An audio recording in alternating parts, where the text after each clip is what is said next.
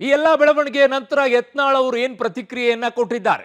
ಅವರು ಎಕ್ಸ್ ಖಾತೆಯಲ್ಲಿ ಪೋಸ್ಟ್ ಅನ್ನ ಮಾಡಿದ್ದಾರೆ. ಏನ್ ಹೇಳಿದ್ದಾರೆ ಅವರು? ಗುಟೂರು ಹಾಕಿದ್ದಾರಂತೆ. ಹೈಕಮಾಂಡ್ ಉಚ್ಚಾಟನೆಯ ಕ್ರಮಕ್ಕೆ ಯತ್ನಾಳ್ ಅವರು ಗುಟೂರು ಹಾಕಿರೋದಂತೆ. ಸತ್ಯವಂತರಿಗಿದು ಕಾಲವಲ್ಲ, ದುಷ್ಟ ಜನರಿಗೆ ಸುಭಿಕ್ಷ ಕಾಲ, ಕರ್ಮಿ ಪಾತಕರಿಗೆ ಬಹು ಸೌಖ್ಯ ಕಾಲ. ಅವರು ಬಳಕೆ ಮಾಡಿರುವಂತಿದ್ದು ಸತ್ಯವಂತರಿಗಿದು ಕಾಲವಲ್ಲವಂತೆ. ವಂಶ ರಾಜಕಾರಣ ಭ್ರಷ್ಟಾಚಾರದ ವಿರುದ್ಧ ಧ್ವನಿ ಎತ್ತಿದ್ದೆ ತಪ್ಪ ನಾನು ಅಂತ ಹೇಳಿ.